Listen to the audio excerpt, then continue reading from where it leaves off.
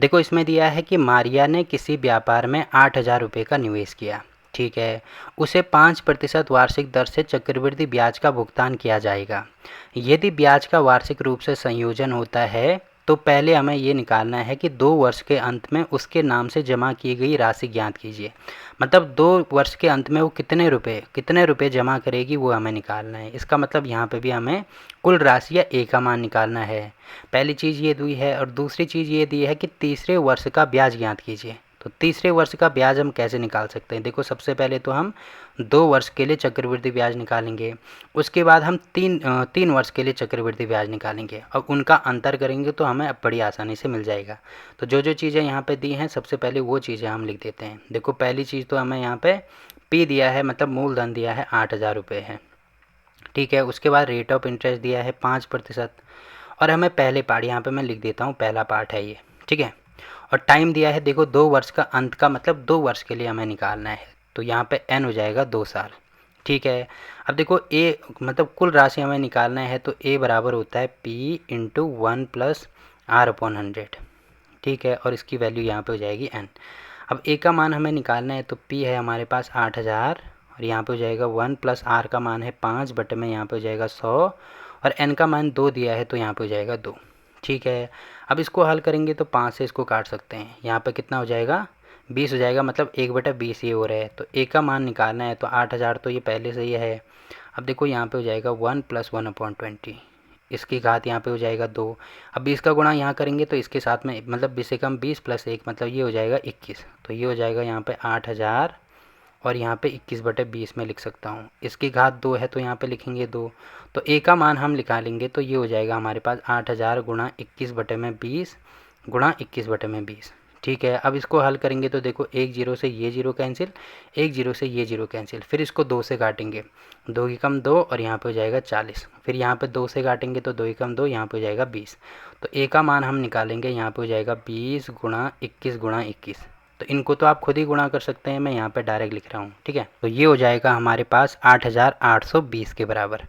तो अमाउंट हमने टोटल निकाल दिया 8,820। देखो सबसे पहले तो हमें ये दिया है कि 2 वर्ष के अंत में उसके नाम से जमा की गई राशि कितनी है।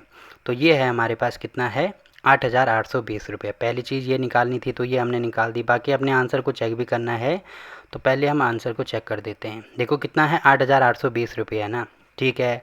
उसके बाद देखो दूसरा पार्ट हमें ये दिया है कि तीसरे वर्ष का ब्याज हमें निकालना है। तो अब ब्याज हम कैसे निकालेंगे? देखो पहले तो हम 2 वर्ष का ब्याज निकालेंगे, यहाँ पे मैं लिख दूंगा 2 वर्ष का चक्रवृद्धि ब्याज। तो 2 वर्ष का कितना आएगा? देखो इसमें चक्रवृद्धि ब्याज निकालते हैं ए माइनस पी। तो ए का मतलब अमाउंट हमें दिया है यहाँ पे 8,820 माइनस प्रिंसिपल अमाउंट है हमारे पास 8,000 रुपये। इसमें से ये घटाएंगे मतलब 820 रुपये के बराबर आएगा। तो देखो 2 साल का ब्याज आ रहा है 820 रुपये। अब सेम टू सेम 3 साल का ब्याज निकालेंगे तो जितना भी आएगा ना उसमें से ये वाला घटा देंगे। कैसे घटा देंगे? जैसे 2 साल का चक्रवृद्धि ब्याज हमने 820 रुपये निकाला, अब 3 साल के लिए निकालेंगे तो 3 साल के लिए मान लीजिए उसको 1,000 रुपये मिल रहा है। तो 2 साल में इतने रुपए मिल रहे थे, अब तीसरे साल कितने अधिक मिले? यहाँ पे आपको दिख रहा होगा 180 रुपये अधिक मिले। तो ये हमारा तीसरे साल का चक्रवृद्धि ब्याज निकल जाएगा ना यहाँ पे। तो कैसे निकला? हमने 3 साल का चक्रवृद्धि ब्याज निकाला और 2 साल का चक्रवृद्धि ब्याज निकाला, फिर इनको आपस में माइनस कर दिया तो तीसरे साल का हमारा बड़ी आसानी से निकल आएगा। ये चीज़ आप समझ रहे होंगे। तो यहाँ पे सेम टू सेम हम क्या करेंगे, अब 3 साल के लिए निकालेंगे, ठीक है। तो 3 साल के लिए इतना पूरा लिखने की आवश्यकता नहीं है, यहाँ पे हम सीधे लिख देंगे। यहाँ पे मैं लिख देता हूँ 3 साल का चक्रवृद्धि ब्याज बराबर। अब देखो यहाँ तक तो सेम टू सेम वही रहेगा, ये जो अमाउंट है ना 8,820 रुपये, तो ये तो वही रहेगा 8,820 रुपये। अब इसमें केवल 21/20 एक्स्ट्रा ऐड होगा, बस 21/20। क्यों? क्योंकि यहाँ पे देखो अगर मैं इसको दिखाऊँ आपको, अगर मुझे 2 साल के लिए निकालना था तो यहाँ पे मैंने 2 लिख दिया, अब 3 साल के लिए निकालना है तो यहाँ पे 3 लिख देंगे ना। तो 21/20 मतलब कितनी बार गुणा होगा? अब 3 बार गुणा होगा। किस में हो रहा है? इसमें। अब देखो केवल 2 बार गुणा हो रहा है तो इतनी बार आएगा। अब एक और बार इसमें गुणा करेंगे ना, तो एक और बार मैंने यहाँ पे देखो डायरेक्ट गुणा कर दिया। अब क्या करेंगे, एक जीरो से एक जीरो कैंसिल करेंगे, फिर यहाँ पे 2 आ रहा है, 2 से इसको काटेंगे तो यहाँ पे हो जाएगा 4 4 1। तो ये आ रहा है यहाँ पे 441 गुणा 21। तो बस इसको हल कर दो, तो इसको मैं डायरेक्ट लिख रहा हूँ, ठीक है। आप खुद ही गुणा करके देख लेना।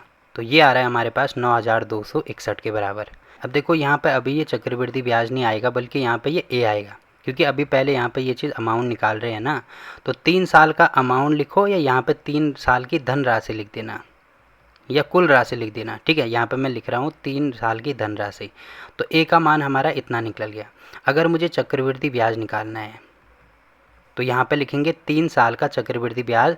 देखो ये होगा ए माइनस पी के बराबर। तो ए हमें दिया है, देखो ए कितना है, ए तो हमारे पास यहाँ पे नया वाला ए हमने निकाल दिया 9261 के बराबर, माइनस पी तो 8000 ही है, पी का मतलब प्रिंसिपल अमाउंट, जो कि आप देख सकते हैं। तो कितना अधिक आ रहा है, ये आ रहा है 1261 अधिक आ रहा है।